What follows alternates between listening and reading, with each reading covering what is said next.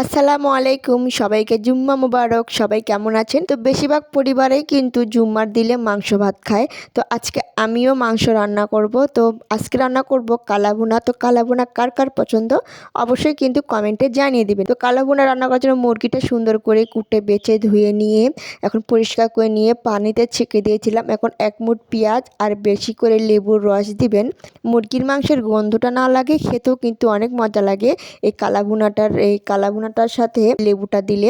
তো লেবু দেওয়া হয়ে গেছে। এখন বেশি করে 1 মুঠ করে পেঁয়াজ আর কাঁচামরিচ আর এখানে কালো ছাল আছে, ওই কালো ছালের ছালটা আমি তাতে নিয়েছি, নিয়ে পাটায় বেটে মশলা করে নিয়েছি। আর এখানে দিলাম জিরা বাটার মশলা গুঁড়া, কালাভুনার মশলাটা না দিলেও চলে, যেহেতু কালো ছালের মশলাটা আমি বেটে দিয়েছি, এই জন্যই ভালো। আর কালাভুনার মশলা দিলে সেন্টটা কিন্তু খেতেটা আমার অতটা ভালো লাগে না। তো বাসায় আজকে কালাভুনা রান্না করলাম। তো এখানে আদা বাটা দিয়েছি, আর বেশি করে রসুন বাটা দিলে মুরগির মাংসের সেন্টটা একটু কম লাগে। তো এখানে একটু রসুন বাটা, আদা বাটা, জিরা বাটা সব রকম বাটা মশলা দিয়ে দিলাম। আর এখানে কিন্তু আপনারা সস দিতে পারেন, সস দিলে কিন্তু খেতে অনেক মজা লাগবে। এই যে সসের বড় বোতলটা আমি নিয়ে ফ্রিজে রেখে দিয়েছিলাম, তো এই সসটা আমি দিয়ে দিলাম। বেশি করে সস দিবেন, তাহলে কিন্তু কালারটা আর সেন্টটাও অনেক সুন্দর লাগবে আর খেতেটাও অনেক মজা হবে। আর এখানে আমি কিছু সয়াবিন তেল আর এখানে লবণ দিয়ে দিলাম। লবণ দিয়ে হাত দিয়ে সুন্দর করে মাখিয়ে নিব। যত হাতে মাখাবেন তত কিন্তু খেতে ভালো লাগবে। আর এখানে আমি পেঁয়াজ বেরেস্তা করে রেখেছিলাম, তো এখানে 1 মুঠ পেঁয়াজ বেরেস্তা দিয়ে দিব। এখানে কালো করার জন্য পেঁয়াজ বেরেস্তা আর সাথে কালো ছাল দিলেই, বেটে দিলে, গুঁড়া করে দিলে এখানে কালাভুনা হয়ে যাবে। এখানে আর কিচ্ছু করতে হবে না। তো আপনারা দেখতে থাকেন, এমনি বাসায় কালাভুনা তৈরি করে খেতে। এখানে আমি ঝালের পরিমাণ একটু বাড়িয়ে দিয়েছি, কারণ কালাভুনা কিন্তু ঝাল ছাড়া মজা লাগে না। তো এখানে আমি হাতে মাখিয়ে সুন্দর করে যত মাখাবেন তত কিন্তু খেতে ভালো লাগবে। তো মাখিয়ে আমি 1 ঘন্টা রেস্টের জন্য থুয়ে দিব।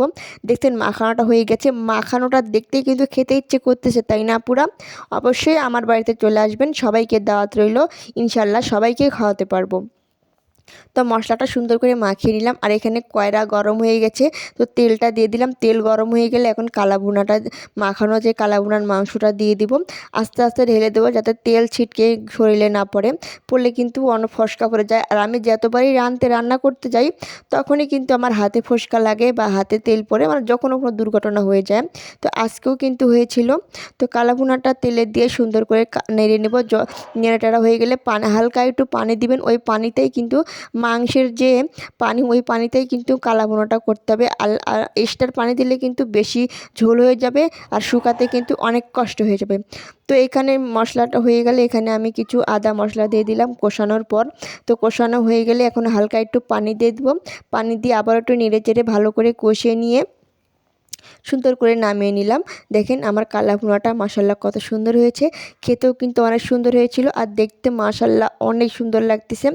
যারা অবশ্যই এখনও বাসায় করে খাননি, অবশ্যই বাসায় করে খাবেন, দেখবেন অনেক মজা হবে, অনেক টেস্ট হবে। আর যাদের পছন্দ আমার বাসায় চলে আসবে। সবার দাওয়াত রইল, সবাই আমাদের বাসায় চলে আসবেন। সবাইকে আল্লাহ হাফেজ।